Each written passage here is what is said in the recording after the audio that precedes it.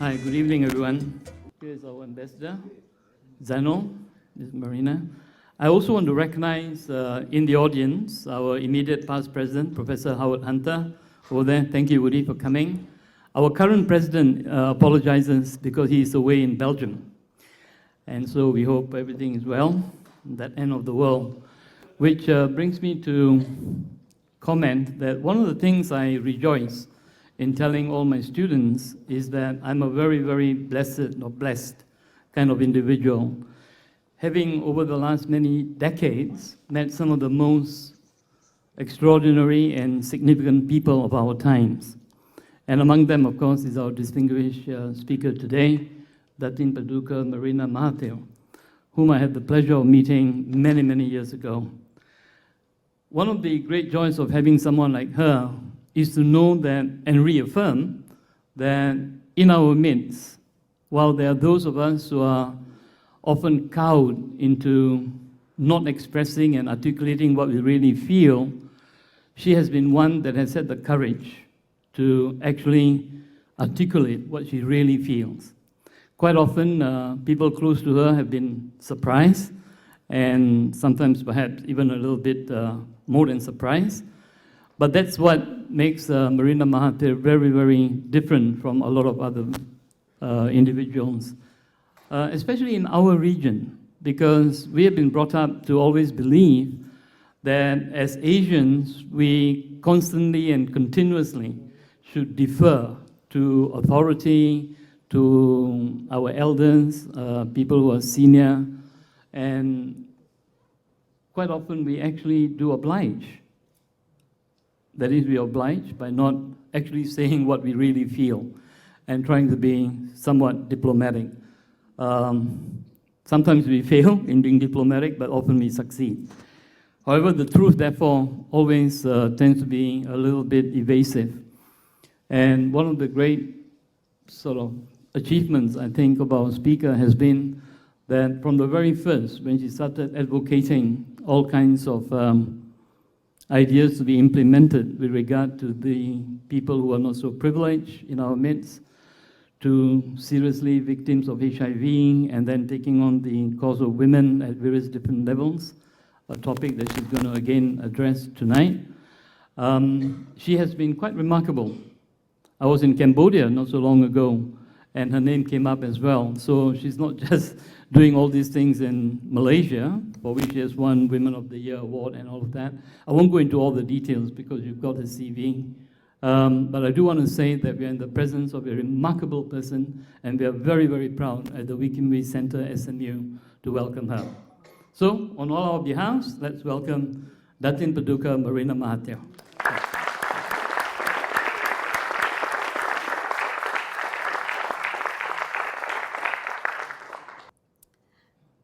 Good afternoon, everyone. Thank you, Gopal, for such a nice introduction. As Gopal said, I have been here to speak before. We met several years ago, so it's a real honor to be invited again to speak here at SMU, and especially for this very distinguished week, and we distinguished lecture on educational leadership this year. I gave this title, Smart Girls, Smartass Boys.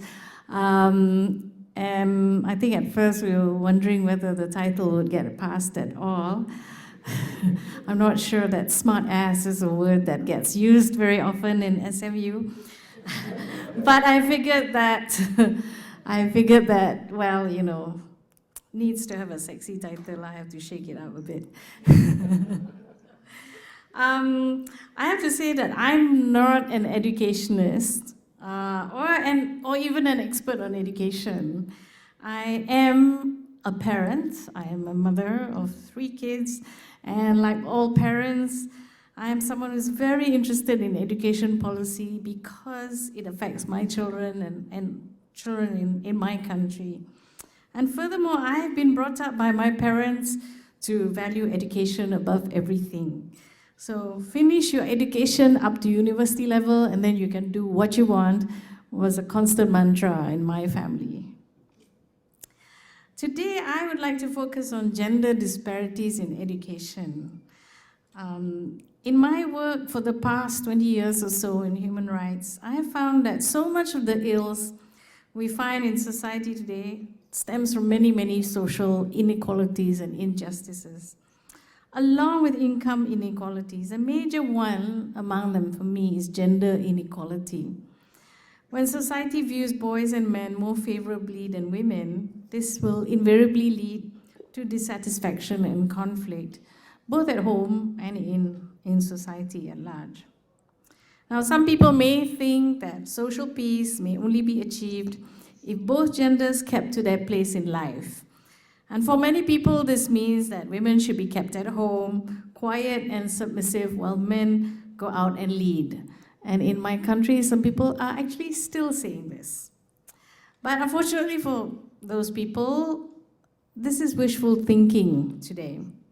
With education, women are no longer confined to the home and are able to play a social role with varying degrees of success. And most of the world, with few exceptions, view women's education favorably and as a necessity. And you know which the exception is. The issue, however, is how much access to education will women have and how far can they go. And furthermore, in some countries, including mine, the gender disparity at tertiary levels is actually favoring women. And while this is good news for women, imbalances of any kind, I think, also lead to social difficulties. So why does this happen and how can we address this? Ladies and gentlemen, the world today has seen, as we know, many advances by women. Women today lead countries, corporations, and sometimes even armies. This is true mostly in developed countries, but also increasingly so in developing countries. Countries like Indonesia, the Philippines, Pakistan, Sri Lanka, India, Argentina, Brazil, and Chile have had women presidents and prime ministers. While in Malaysia, we have a central bank governor and various corporate heads who are women. More and more women are being educated and going out to work outside the home and are participating in the daily life of their countries, including in politics. But as much as there is greater participation of women in community and national life, as much as there have been improvements in many areas of women's lives, they are also nowhere near to being able to equally enjoy the rights and privileges that men can. For example, according to UNICEF's State of the World's Children report, there are still countries where the high numbers of male children being born and living under the age of 5 compared to female children suggest that some sex selection is going on, leading to the phenomenon of missing girls. Girls and women in many countries in the world are still facing horrific problems such as female genital cutting, abuse, rape, child marriage, human trafficking, poor health, and neglect. We think of Boko Haram and the girls of Chibok. You know how real that is to girls in some countries. Men in poor countries too face many problems, including being killed during conflict. But on the whole, even in peaceful times, women tend to suffer more than men on a daily basis. In 2006, there were only 86 countries in the world out of 196 that had passed domestic violence acts. Malaysia, I'm proud to say, was the first Muslim-majority country to pass such an act in 1994. And interestingly enough, only 3 years ago, Saudi Arabia joined that list. There are also countries still, mostly in the Pacific Islands and in the Middle East, where there are either no women or only one woman in their parliaments, thereby depriving half their populations of any say in what laws and policies are made. Of the countries that do have female legislators, few exceed the 30% minimum recommended by the Convention for the Elimination of Discrimination Against Women, CEDAW. And that includes my country, Malaysia, that after the 13th general election in May 2013, has a parliament where only 10% of MPs are women, and where there are only 3 women ministers in an enlarged cabinet of 37 people. Without a critical mass of female legislators, we cannot expect women-friendly laws and policies to be easily passed, if at all. Thus, the discrimination against women and all the consequences of such injustice still exist on a large scale all over the world. And nowhere does inequality have greater impact than in education. Ladies and gentlemen, 20 years ago, the World Bank recognized that girls' education plays a significant part in a country's development. In other words, it's simply not possible to succeed in developing any country without educating its female population. Besides recognizing that education is a basic human right, the World Bank stated that girls' education is a strategic development investment. Evidence shows that countries with greater gender equality are more likely to have higher economic growth. Further, the bank added, there is a multiplier effect of educating girls that is far more significant than just educating men, because of the caregiving role most girls and women perform in society. And to quote, more educated women tend to be healthier, participate more in the formal labor market, earn more income, have fewer children, and provide better healthcare and education to their children, all of which eventually improve the well-being of all individuals and can lift households out of poverty. And these benefits also transmit across generations, as well as to communities at large. Today, most countries have noted and acknowledged the need to educate girls and women.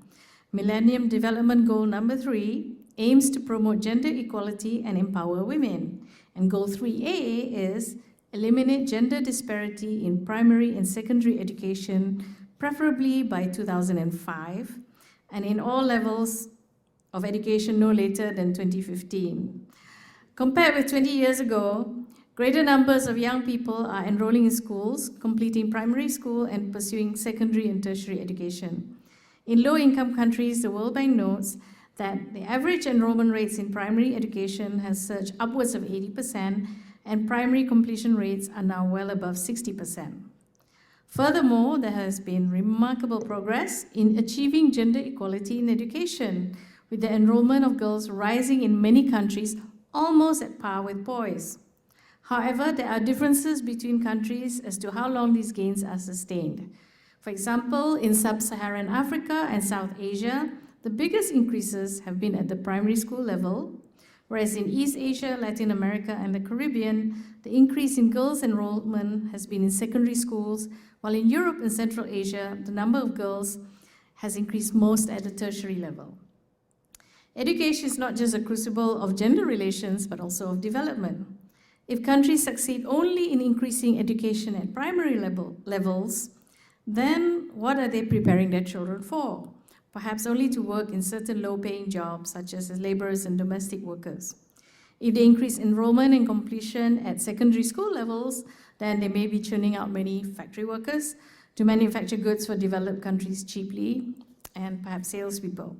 While all levels of employees are needed, it is really tertiary educated citizens who will truly be able to advance the country to a different level.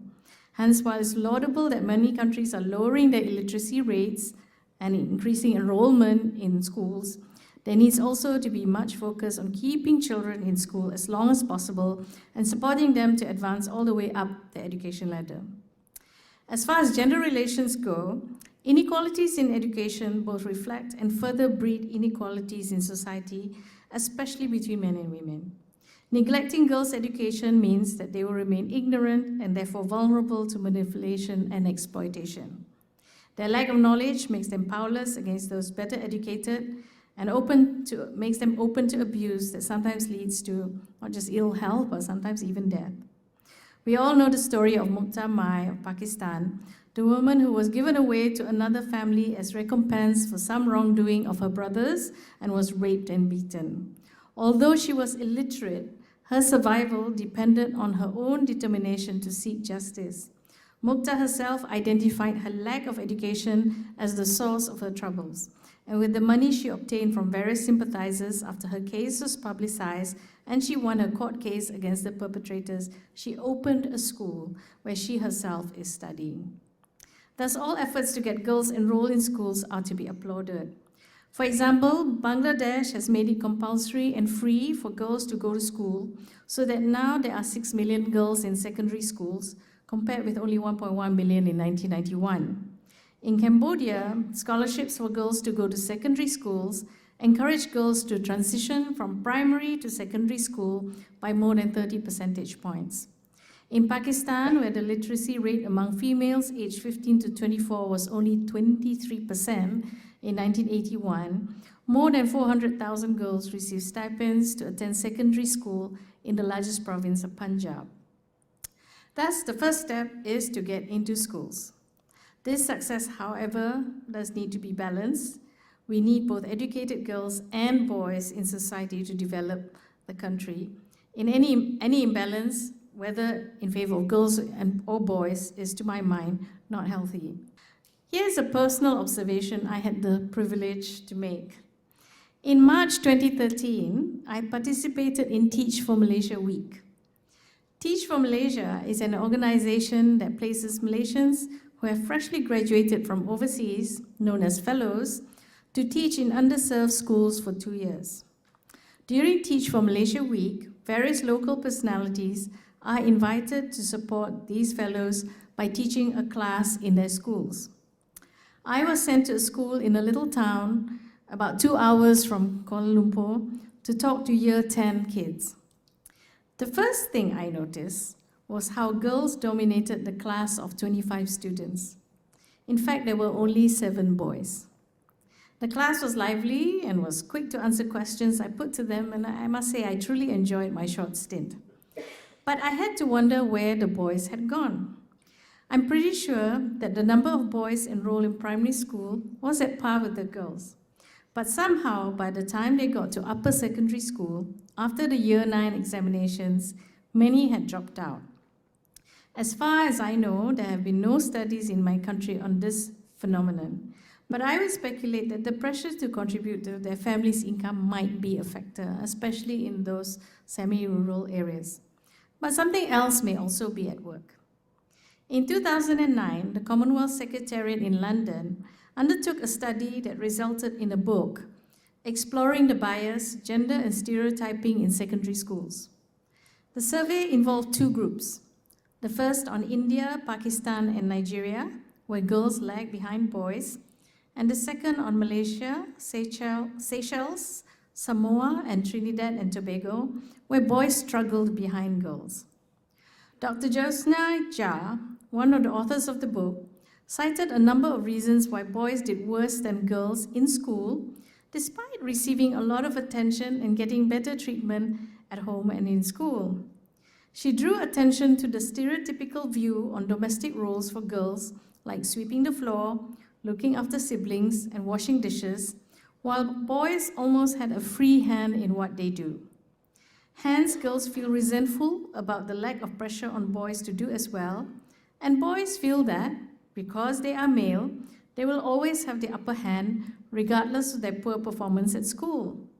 So while girls are self-motivated to do well because education affords them an escape from stereotypes, boys have little motivation to succeed in school. They will be considered superior anyway. For instance, in many Malaysian co-ed schools, it is an unwritten rule that only boys can be appointed class monitors and head prefects. The unspoken belief is that only men can lead, even if they are not the most qualified. The same is true in Malaysian universities. Despite the greater numbers of girls in tertiary institutions, a leadership program by my TV program, the TV program that I used to co-produce, 3R, Respect, Relax, Respond, in 2014, revealed that girls are often discouraged from taking leadership positions on student councils even when they get elected. They're first of all discouraged from even standing, and when they stand and win, they are then discouraged from actually taking the positions that they stood for. When they do group work in class, it is the male students who get to present, giving the impression that they are the group leaders. The boys also had more interaction with the lecturers, again giving the impression that they were doing all the work. And this is what the girls told us. Male privilege is therefore well entrenched in our societies. Although educated men are still more advantaged than uneducated ones, male privilege still means that the worst educated men are still better off than many women. In a study that my organization, Sisters in Islam, did on the impact of polygamy on families, we found a man who had 4 wives, 22 children, with only a salary of 2,200 ringgit a month.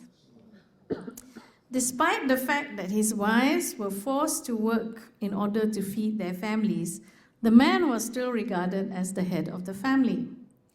Even more illuminating on social attitudes in this environment is the fact that although he married increasingly more educated women than him, his first wife was a primary school graduate, his 4th wife was a university graduate.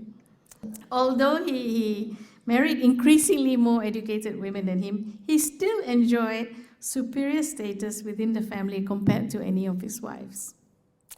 And this situation is not limited to Asia, lest we stereotype Asia. Hannah Rosin, in her 2010 book, The End of Men, found much the same situation in the United States. And to quote, "In a stark reversal since the 1970s, Rosin said, men are now more likely than women to hold only a high school diploma. If they do get to university, they feel less pressure to do well. The differences in attitudes were apparent. Guys high-five each other when they get a C, while girls beat themselves up over a B-. Guys play video games in each other's rooms, while girls crowd the study hall. Girls get their degrees with no drama, while guys seem always in danger of drifting away. The implications of this for the future of gender relations are clear. As one of the students Dr. Rosin interviewed said, 'In a few years, I will be Dr. Beres. Will I have to deal with guys who don't even have a bachelor's degree? I would like to date, but I'm putting myself in a really small pool.' When 70% of university graduates are female, as they are in Malaysia and in many Asian countries, the same situation is being seen.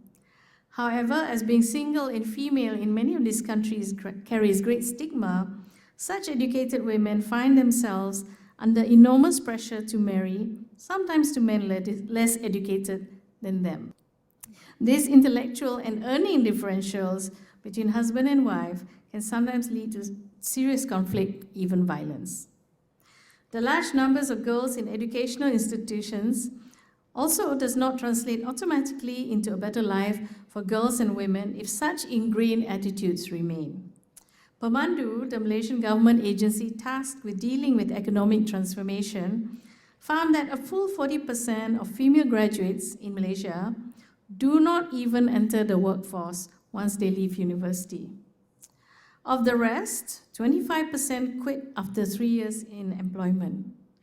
For a country to develop, according to UNDP, we need about 70% of our women to be in paid work. So these types of numbers of dropouts are worrying. We can surmise that the reason for this phenomenon is that gender stereotypes have not changed. Despite their degrees, female graduates often find that there are fewer jobs for them. In part, gender stereotyping has meant that their choices of courses tend to be limited to the arts and social sciences, which often does not coincide with what is needed in the job market. Even if they choose the sciences, they tend to choose professions that are considered more suitable for women. For example, despite the demand from Malaysian women, there are fewer female obstetricians than male ones because the long hours required are considered too arduous for women. Furthermore, women face the same problem they have faced from the moment women began working outside the home. They find themselves saddled with 2 jobs, one outside and one inside the home. The domestic sphere still remains solely a woman's domain. Thus, if there's a problem at home, she's still expected to take care of it, even though she may have important work to do in her workplace. For many women, without support, that is just too difficult. In a country like Malaysia, where domestic help is expensive and difficult to come by, and good creches are rare, the pressure on women is hard. Thus, it's no wonder that many companies complain that just when women hit their stride at work, They often drop out of employment because it is then also the time when they marry and have children. This problem is not limited to just an issue of allocation of time. If men are not socialized to think of women as equal partners in the marriage, other problems also arise. For instance, the belief that men must always be the leader in the family often means that the woman's career is of less importance than his. If she gives her job too much priority, then she's told that she's a bad and neglectful wife and mother. The man makes all the important decisions, even if the wife does not agree. Not that she has much choice in the matter very often. To disagree is to attract many threats of violence, of divorce, or in a society where polygamy is acceptable, of a husband taking on another more compliant wife. We thus have a theory that men should always be head of household that doesn't match with the reality that sometimes women earn more than their husbands. The resentment that this reality creates on both sides leads to many stresses on families, none of which can be resolved as long as people insist on these stereotypes. The issue of gender inequality in society will not change if education in schools itself does not change. And education in schools reflects the society it is in. If school curricula is not gender sensitive and reiterates time and time again the same gender stereotypes, then this is exactly what our girls and boys will absorb. If our books constantly harp that a woman's proper role is in the kitchen and that men are always leaders and superiors, then it is no wonder that girls hesitate to take more so-called masculine courses or more difficult ones in school. More than that, according to a Canadian study on gender bias, the socialization of gender within our schools assures that girls are made aware that they are unequal to boys. It continues, every time students are seated or lined up by gender, teachers are affirming that girls and boys should be treated differently. When an administrator ignores an act of sexual harassment, he or she is allowing the degradation of girls. When different behaviors are tolerated for boys than for girls because boys will be boys, schools are perpetuating the oppression of females. Perhaps this Canadian study, conducted some 13 years ago, may be a bit old, but undoubtedly in our part of the world, these attitudes still persist in our schools, especially among teachers. Teachers socialize girls towards a feminine ideal. Girls are praised for being neat, quiet, and calm, whereas boys are encouraged to think independently, be active, and speak up. Girls and boys learn the rules early, both from their books and from their teachers, and this embed within them ideas about gender roles that are unequal. Let me tell you about my personal experience in school. I went to a girls' school from when I was 3 years old, kindergarten, until I was 17. In between, for a few brief months, I went to a boys' school because my own school did not have the facilities to teach science, in itself an indication of gender stereotyping. For me, the experience of being in a boys' school was intimidating. I had never known teachers who shouted at students before. But more importantly, because I had spent my entire convent school life isolated pretty much from boys, I grew up with the idea that boys were somehow naturally smart. This, together with the intimidating factor of the male teachers, meant that in class I became very shy and would never risk an answer to a question in case I got it wrong and looked like a stupid girl. It was only several years later, when I went to a co-ed school in the UK, that I realized that boys were not inherently intellectually superior, that in fact academically I could easily beat them. This was a very liberating discovery, and I'm glad it happened to me early enough. But while female students in our schools and universities know the inherent truth that boys are not intellectually superior to them, nevertheless, they are in an environment that teaches them that regardless of this fact, boys will still be treated better. So thus, I believe that it's very important that when we reform education, we must also reform the curriculum and the teaching methods to erase these gender stereotypes. In some cases, I believe it can even save lives if we are able to do this. And I'll give you an example. For many years, I served as the president of the Malaysian AIDS Council, as you might know. One of our biggest advocacy challenges was to push for HIV education in schools. Such education, of course, naturally must include sex education. And given the conservative attitudes about this, such work was very, very difficult. At the same time, HIV education must also include education on gender, not just about men and women, but also about sexuality and sexual minorities in a non-judgmental way. I do not believe it is possible to effectively prevent young people from becoming infected with HIV if we do not have such sexuality and education and without questioning the stereotyped gender roles of boys and girls. Girls and women may know what is HIV/AIDS, but if forced to submit to the gender expectations society places on them, where power differentials between men and women are never challenged, then they have very little chance against it. In some developed countries, a more conscious effort has been made to actively counter these gender stereotypes. A 2-year experiment initiated in 2010 by Drew Gilpin-Faust, Harvard's first female president, set out to improve the numbers and effectiveness of the school's female professors, as well as the classroom participation and academic achievement of its female students, according to the New York Times. Faust brought in a new dean of the Harvard Business School, who vowed to remake gender relations in the school by studying how students spoke, studied, and socialized. They provided coaching to both students and professors, made attempts to level grading inequities, assigned students to study groups, and address the social environment. The study found many interesting things about the environment in the school.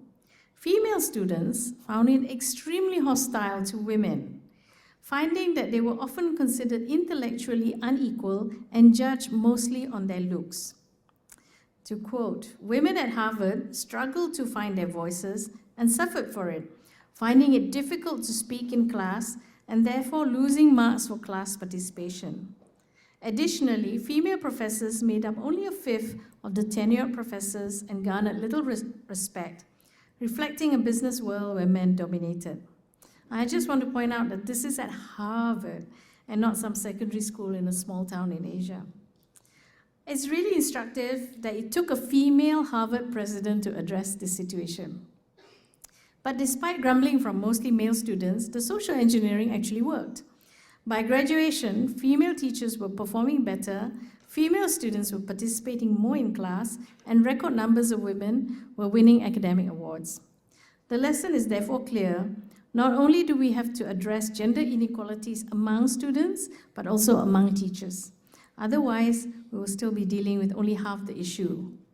Let me just give a small example from Malaysia, which I wrote about in my newspaper column Musing some time ago. A Muslim religious teacher in a local school suspected that some girls were lying about having their periods and using that excuse to not perform their prayers, because you can't do your prayers if you're having your period. So she decided to check their underwear. Can you imagine what this means to the girls' notions of self-esteem and bodily integrity when a teacher uses her power to do this? And more importantly, what does this do to the girl's psyche when boys are not subjected to the same humiliation? Here, I also want to underscore a particular aspect of male privilege in our education systems. It applies only to the man defined as superior in that particular society. In a Western country, for example, it could be the white straight male or cis male in the new terminology. In a country like mine, it would be the Malay Muslim cis male, straight male.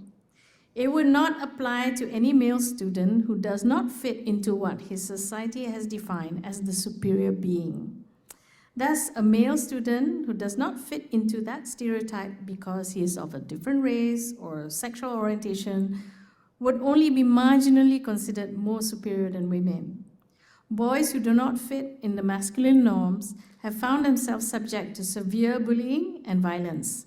It is therefore extremely important that gender education in our schools open up the space for discussion on different gender identities in a respectful and non-judgmental way.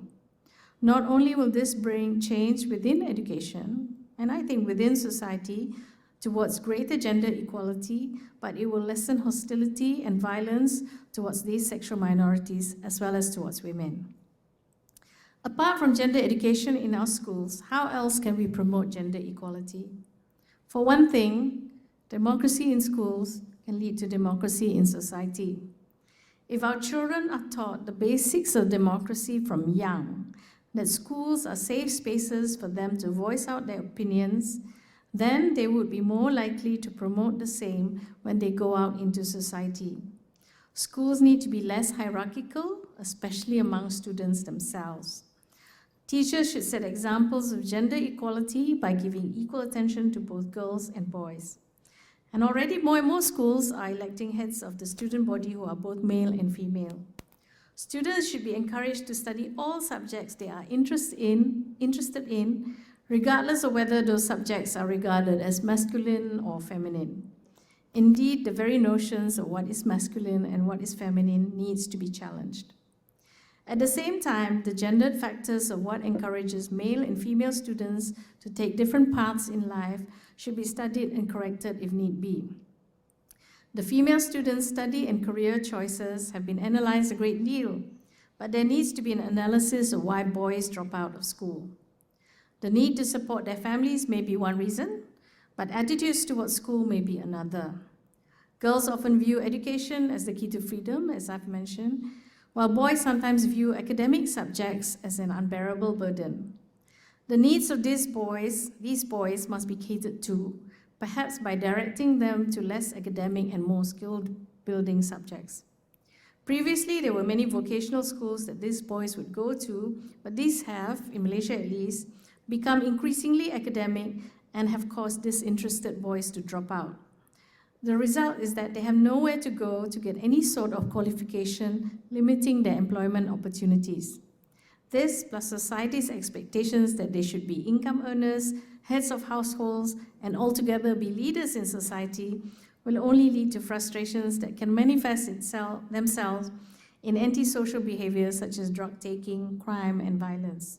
No amount of smart-ass talk can disguise a problem that is so fundamental. Interestingly enough, according to the Stanford psychologist Philip Zimbardo and the gender activist Warren Farrell, one of the reasons boys now don't do very well is the lack of a father figure in their lives. This refers not just to the high numbers of single mothers we find these days, an estimated 800,000 in Malaysia alone, where fathers are simply not around because they've run away or they're in jail or they're dead, but also to the number of men who are simply not there for their children because they are too busy working. Again, this shows that if we can rework the stereotypes around gender, about men's and women's roles in the family and society, it will ultimately benefit both institutions. Ladies and gentlemen, I'm sure that here in Singapore, where people value education as we do back home in Malaysia, there are endless discussions on what constitutes a good education. In my country, people often harp on the quality of our education, which is a very valid area of concern. But in the world today, quality too needs to be redefined from one that simply emphasizes academic quality to one that looks at what makes a quality person and citizen. To me, just having academic qualifications is not enough. Our young people need also to learn how to contribute to a society that is just to all its citizens, regardless of their gender, race, religion, or station in life.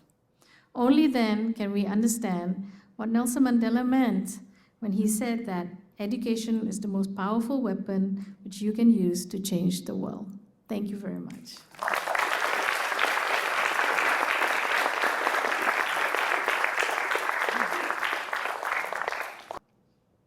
Thank you. While our speaker is taking his seat, let me welcome the young people in the audience. Thank you for coming. This is a lecture that I'm sure has many interesting areas for you to reflect upon and think.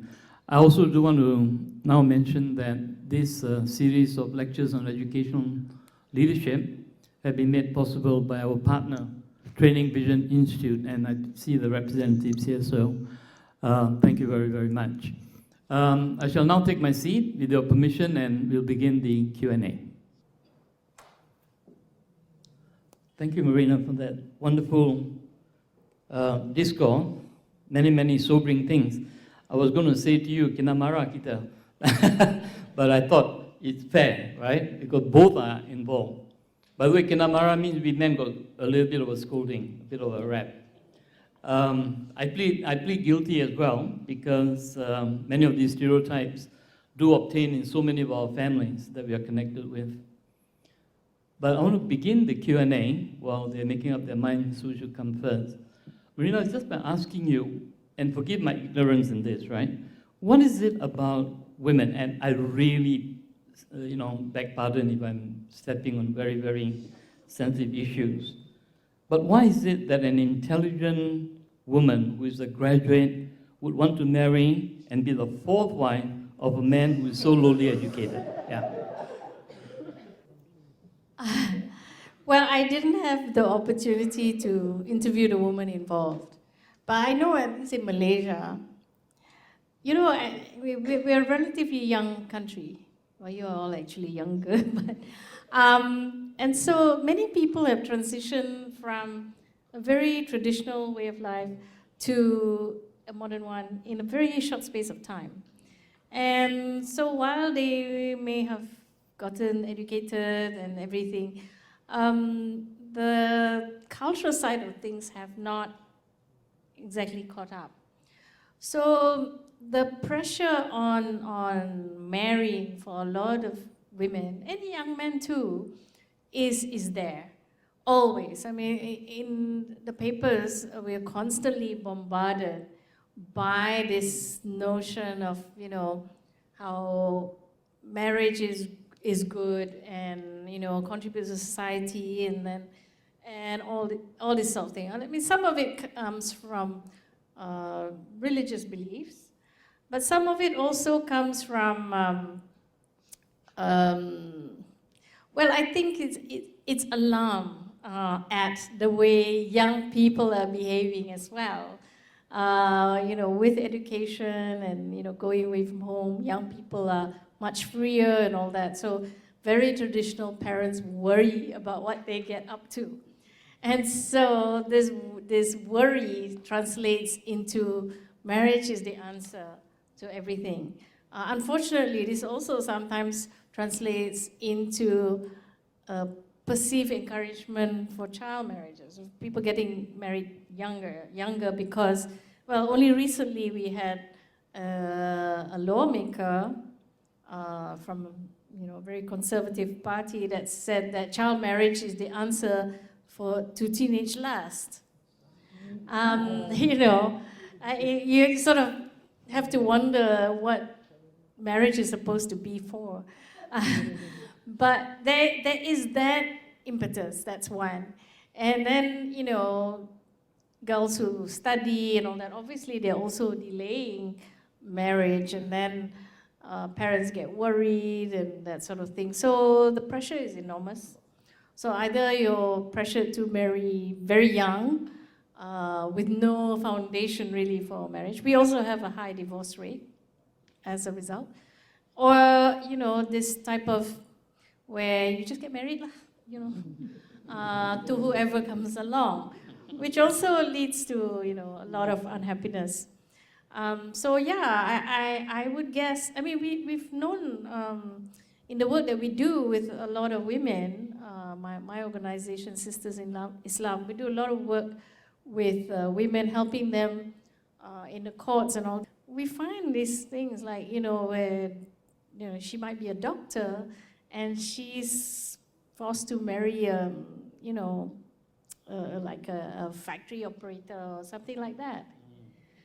Because the parents know each other or something like that, So, this inevitably leads to conflict. Yeah.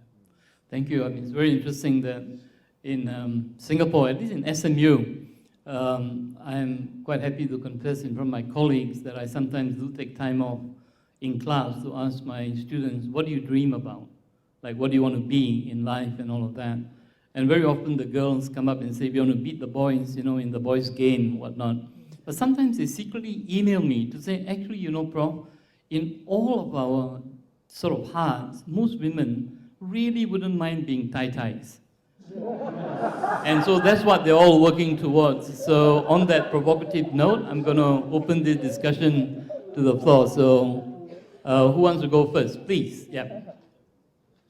Just give your name and then go on with the question. Yeah, I'm Aravind. I'm from School of Economics, master's student. And I'm actually from Sri Lanka.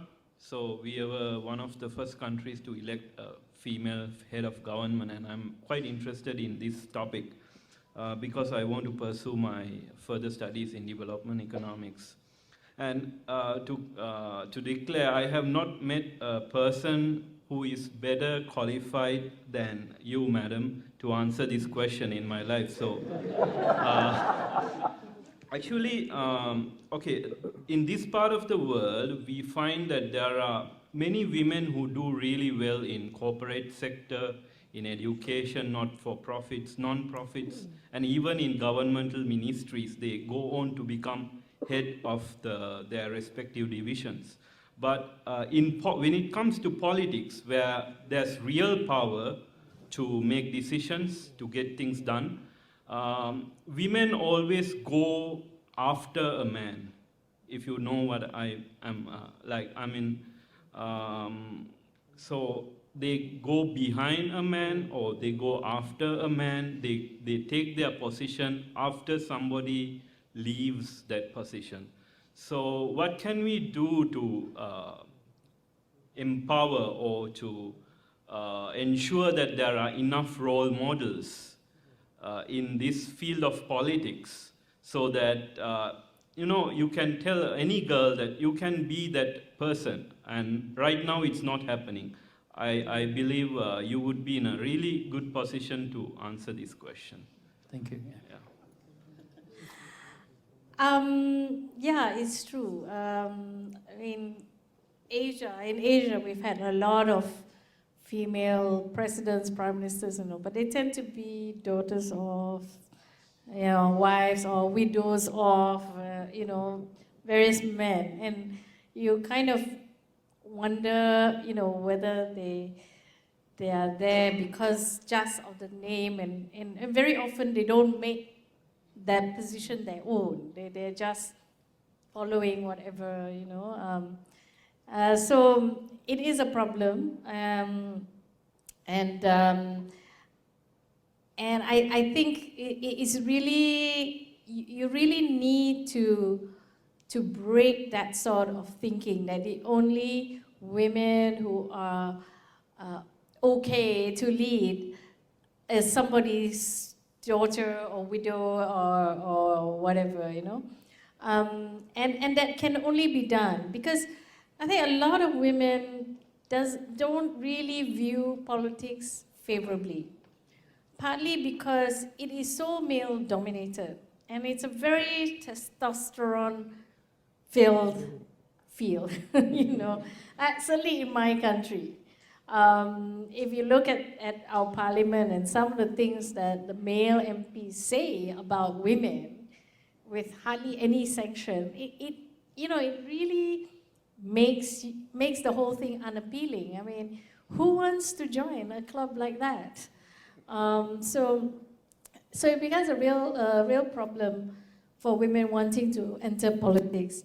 Having said that, you know, we are now getting some young women, bright young women, who are fed up enough with the way things are going that they do want to enter politics. But it's also very interesting where they choose to enter. Invariably, they enter opposition politics. Rather than government politics, because they see that as being too entrenched and all the attitudes are too entrenched. And so I, for one, and CEDAW also supports this, the 30%, you know, CEDAW recommends that we put, when it comes to decision-making positions, we should up the numbers of women to at least 30%.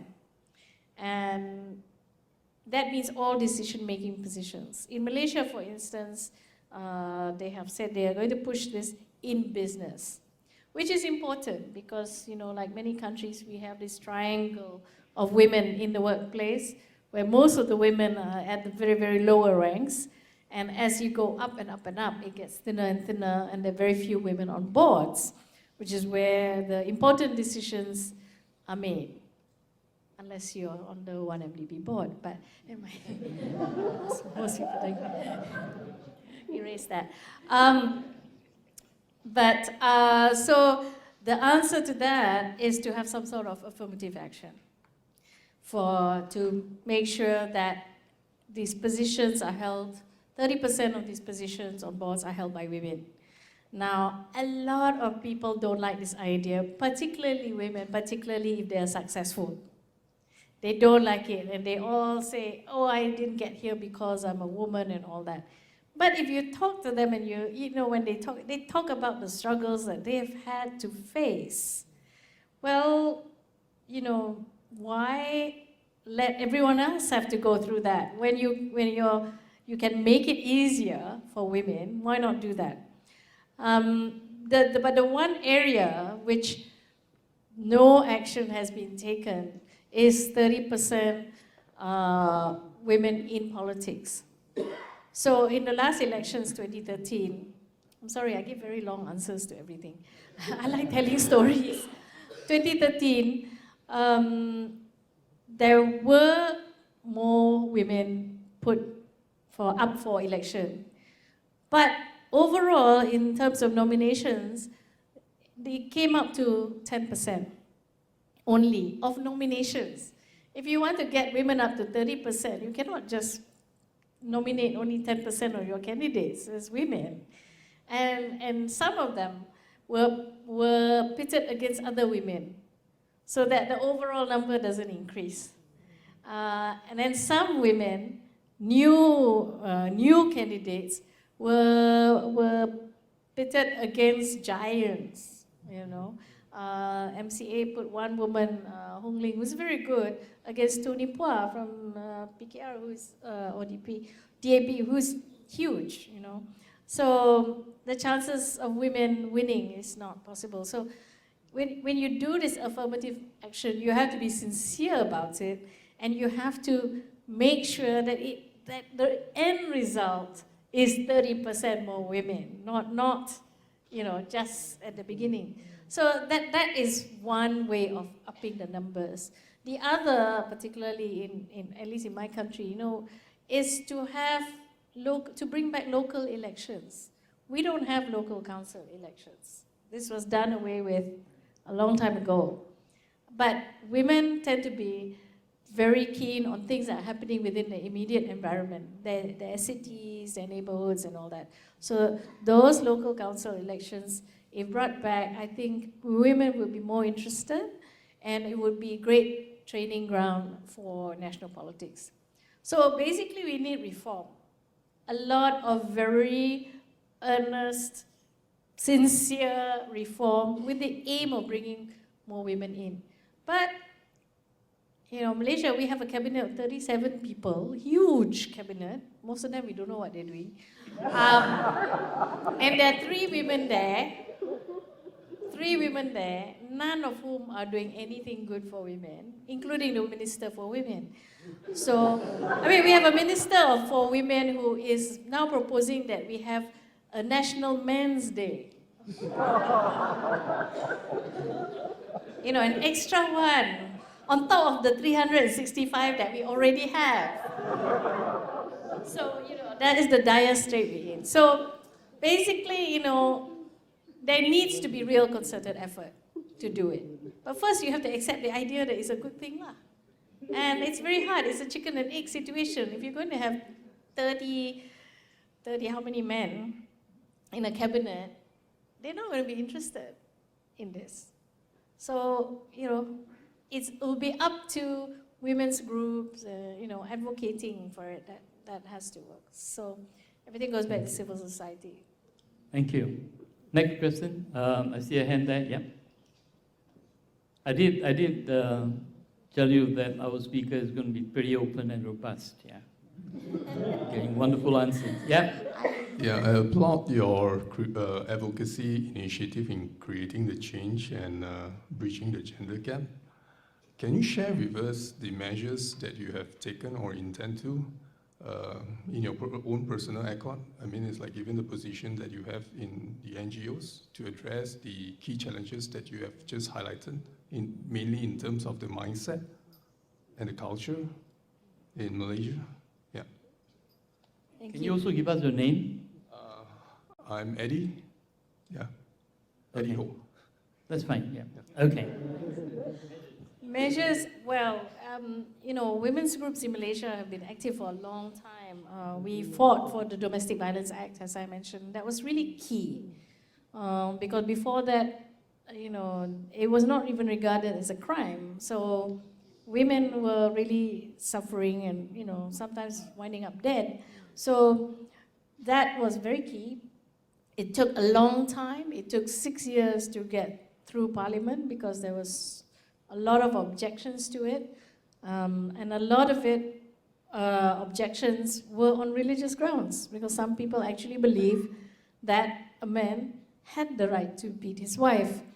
And that was how my group started, Sisters in Islam, because when that was the argument being given, that in Islam men are allowed to beat their wives, all these women started wondering, is that true? Is that really true? Is that possible?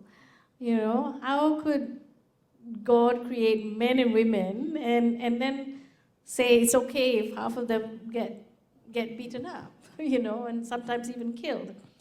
And so we started doing something which was considered radical at the time. We started looking at the text, the holy text, to see whether this is really what it says. We didn't simply open it, we went to scholars and, started asking, like, where do people get this idea that it's okay to be your wife? And with those studies,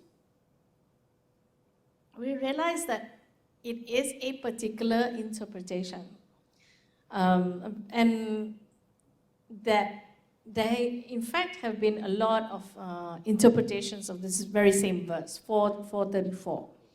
And so the one that we found was that there are lots of interpretations of a lot of verses in the Quran, and you can either choose the ones that promote equality or you can choose the ones that doesn't.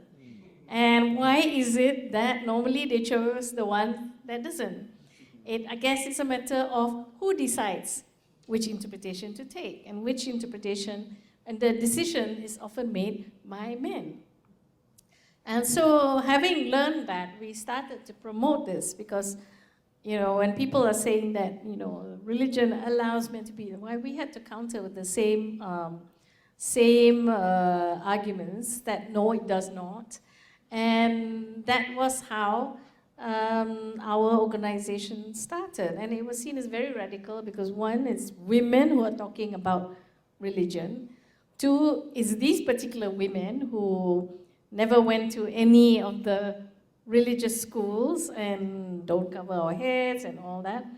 But whatever it is, it's there. We were quoting established scholars and all that and what they were saying. So, don't argue with us, argue with them, And that's how we succeeded.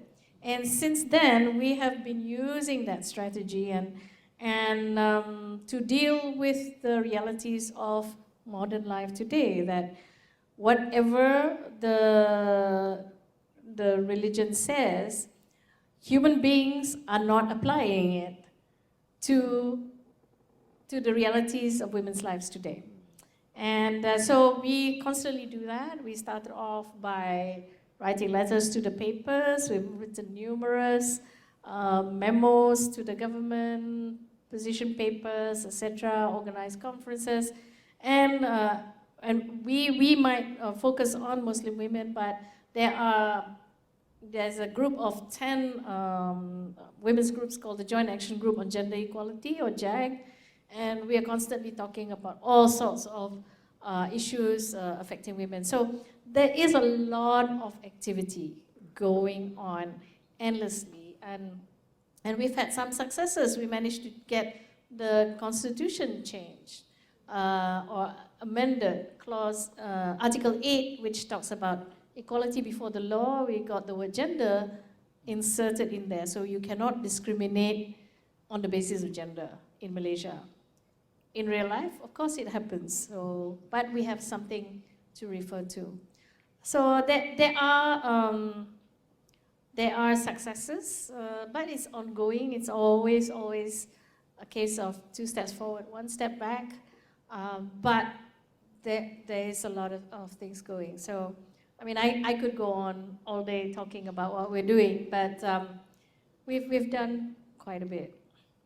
Yeah, it's very, very tough. I mean, even in Singapore, there are interest groups that do not want to see even an open and frank discussion of issues in schools. Right. Because they feel that that would lead to the voicing of alternative imaginations of how the future can be. But some people are so comfortable with the present that they don't want to see any change. So it's a bit difficult. Everywhere, Yeah. people are afraid of change. We have time for about maybe last 2 questions or comments. So, yes. My voice is loud enough. Loud enough? Louder still. From Kuala Lumpur. Okay. I flew here to listen to Datin Marina. Really? Well, I understand, I don't get invited to give this type of lectures in Malaysia, let me tell you. Very simple question. I'm waiting for the first female Prime Minister in Malaysia. Become a person, intelligent, illustrious, respected personality like you. Not enter politics.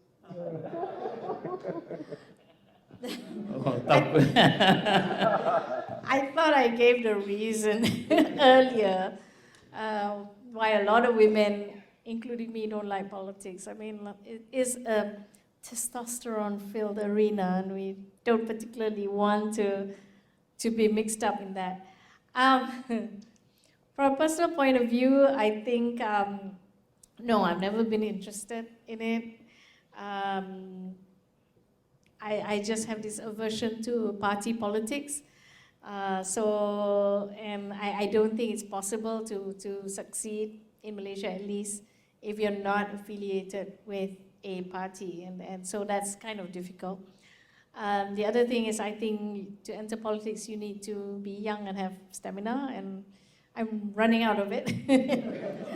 But I think the more crucial thing is that our entire political system would have to change, really, to make it possible for women to become prime minister. Because at the moment, it has to be the leader of the party. It's what do you call it, British style parliament, right? The leader of the party with the most number of seats in parliament gets to be prime minister. There is one possibility, we do have one woman head of a political party, but the chances of them on their own getting enough seats in parliament is not very high. They'd always have to be in coalition with other people, and there might be arguments about who's going to lead. But really, unless we change the system from that to directly elected leader, then I don't really see any way for a woman to be prime minister. There are lots of young ones, I think, who are very good. We just need to push them up into the limelight, and I think eventually. But really, I think the system works against us. In fact, it works against a lot of talent, even male talent, I think, because it's such a entrenched system, and what you have to go through to get up there, it's so difficult. So I don't think it's the most conducive system for talent to rise. So I think it will be a while yet, unfortunately. That's why I think if we brought back local elections, then you'll be able to see there's a place for talent to come up.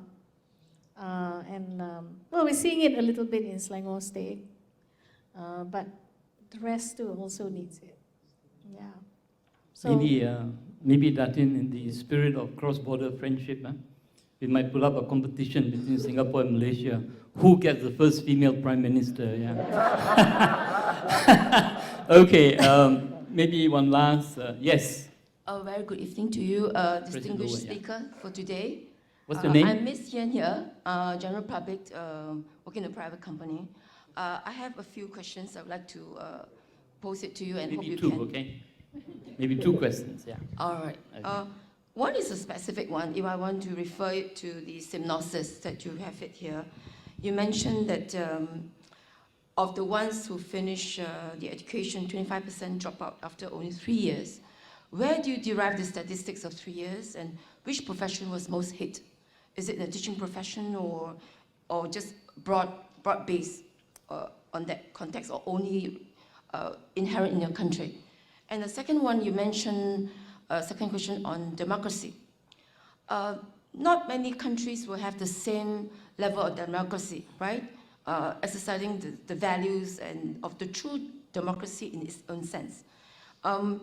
What kind of effective social programming that you'll be implement and to have a balanced ratio of male, female, and that you mentioned so many problems to cut across the social norms that still exist, preference for boys over the girls, and what is worrisome for me when you that I get from your inspiring talk is that we'll never leave this hall. That is, you mentioned that those who are chosen, all right, the girls who got they had qualified to do some leadership roles. They are not actually taking it. They elected. They are discouraged from taking it up.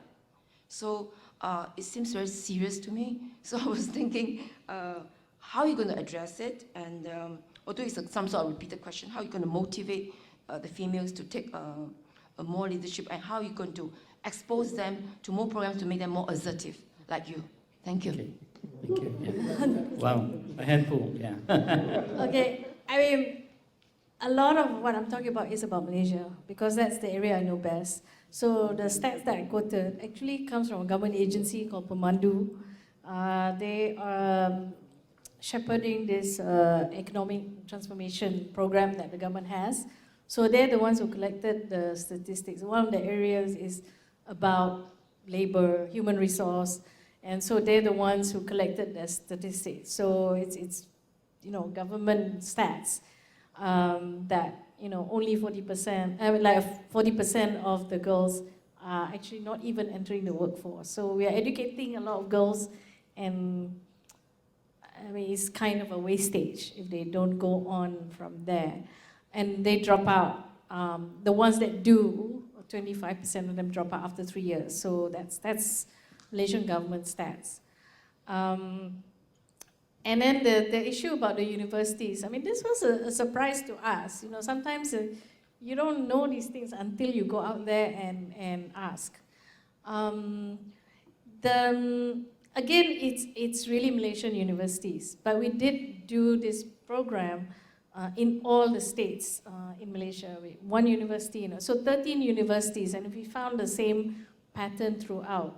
There are more girls than boys in the universities, but in the student council relationship, you would not, student council representation, you wouldn't know this, because it is a lot of boys. And when we were talking about this type of thing, it was only then that the girls started talking and telling us about this happening. Some of them, however, are pushing against this.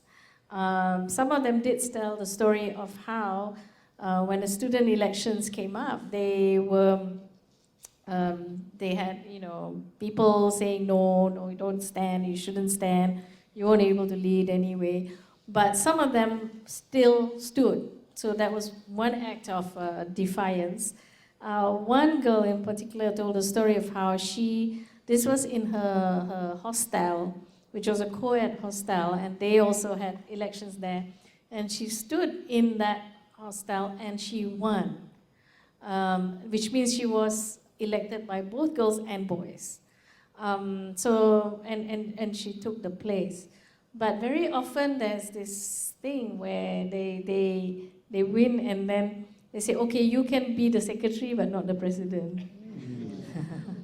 You know, that sort of thing. Some of the boys still come from backgrounds where they cannot fathom the idea of a woman leading them.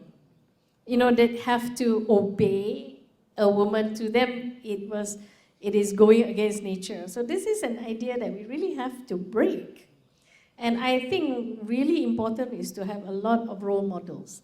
I produced this TV program for 10 years over, and it was shown here actually in Singapore as well. It was in Malay, so it was on your Malay TV channel.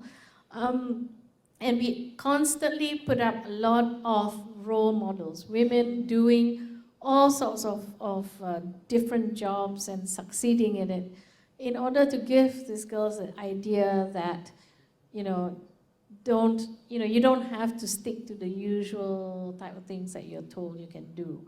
I mean, there are now a lot of girls who do engineering, but very often, there are different types of engineering. So more the sit down at the desk and do design type of engineering rather than the hard labor engineering. But it is still an issue of trying to.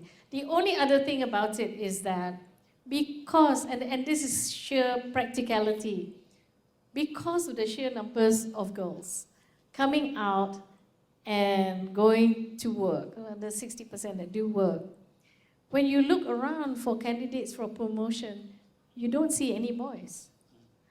So you have to promote the girls, and this alone, this just numbers alone, is changing mindsets. I'll give you an example. For the longest time, there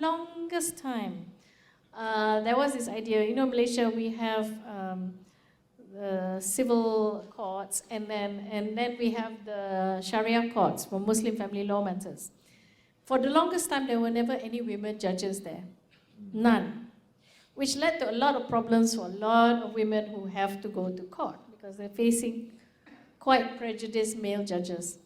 Well, if girls were graduating by these huge numbers and very few boys, eventually you don't have any boys to choose from.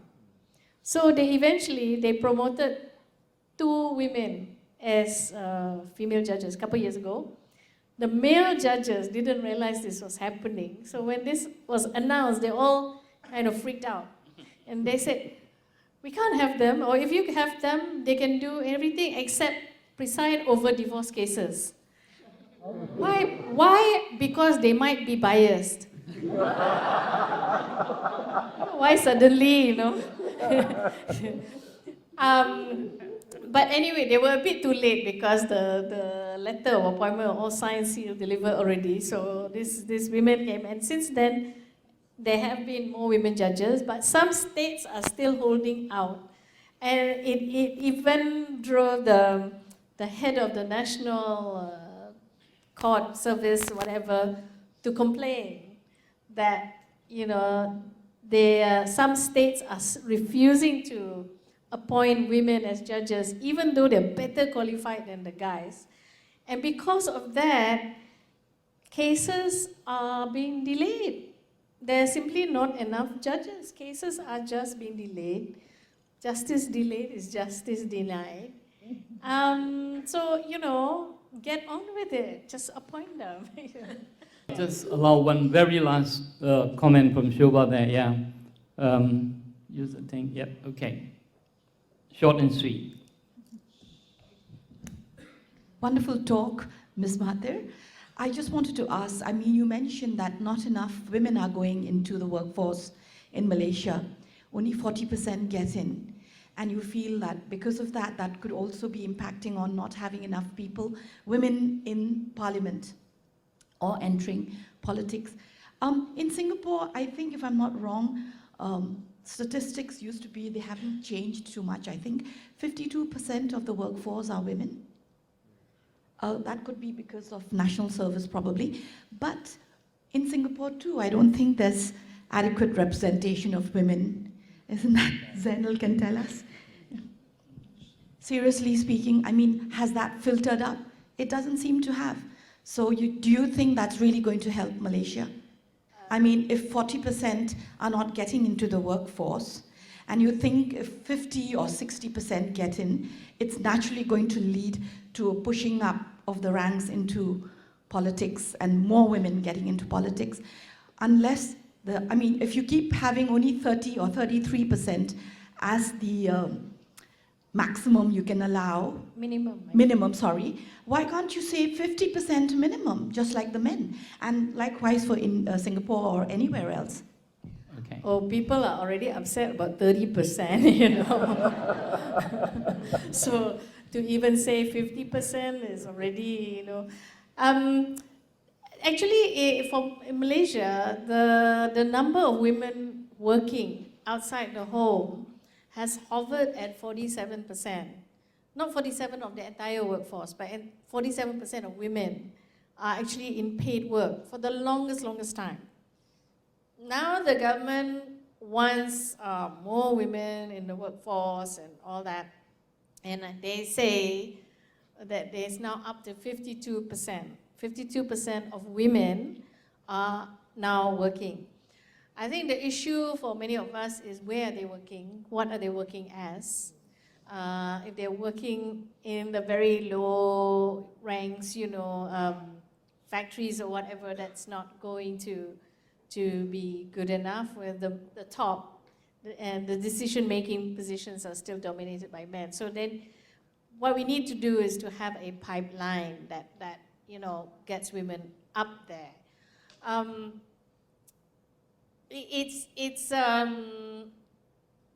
mean, the stats, the UN stats say that you need to have about 70% of women in the workforce for the country to develop. So that should be the target. And of course, in the overall workforce, 50-50 would be nice. And I think that's probably possible, but I think you also have to look at what they're doing, where they're working, that sort of thing. Most working women are still in the lower ranks. You look globally, actually a lot of them are in informal, less paid work, that sort of thing. So those sorts of things need to change. So it's not just numbers, but also quality, right? But when it comes to politics, I think politics is a bit different from just work, just the world of work, because politics brings with it different things, and there are other factors, I think, that mitigate. I mean, there are a lot of women who are doing well at work, you know, in corporations and all that, but still not interested in politics, because they view it as a different type of thing, and so that type of view of politics also needs to change, and that's going to take really a different sort of work. I think having good role models in politics for women would be good. Having this type of really, like I said, sincere, concerted, affirmative action for putting women in politics, training women in politics would be great. But at the moment, it's not being done. So the change is not going to happen soon enough. Thank you. And I don't want to end on a very pessimistic note, Datin, but in Singapore, in SMU, we used to run, as you know, the women's program for many, many years. We're still doing it. And the women who come to our events are very highly educated, powerful positions in business, industry, academia. But over the years, we found something to be recurring. When informal surveys are done about who would you like to be led by, who would you like as a boss, male or female, something in the tune of 70% say women, surveyed say they prefer a male boss. So I think there's a lot of work to be done among women, like women to women, you know what I mean? Maybe the problem is not always men, but women. I think they need to really look into this very, very seriously. So. But you see, that is true, because you often have to break the stereotype, even for women. You know, women need to be able to see that it's something that they can aspire to. I'll tell you a story, though. You know, Mary Robinson was president of Ireland for I forget how long, and she's wonderful. And she told this story. She was president for however long the term was, I forget, I think twice. And then after that, she was succeeded by another woman, also called Mary. So for a very, very long time, Ireland had a woman president for a long time. And she said she once was introduced to a little boy by his mom and said, you know, this is Mary Robinson, former president of Ireland. And the boy cried and said, oh, mommy, can't a boy ever be president? So, you know, you can change it the other way. You know? Of course, right now they actually do have a male president. I think the stereotypes are very deep and very entrenched. Yes. And so we need to go beyond them. So it now comes to just the very concluding part of this wonderful event. And I want to invite Professor Howard Hunter, our immediate past president, to present a small token of appreciation to Datin Marina Mahathir. I'm looking at Adeline. Can you come up as well to represent TBI? So as Professor Hunter presents the token, Adeline and I would be dutiful witnesses. Adeline is from TBI, our sponsor. Thank you so much, Marina. Thank you.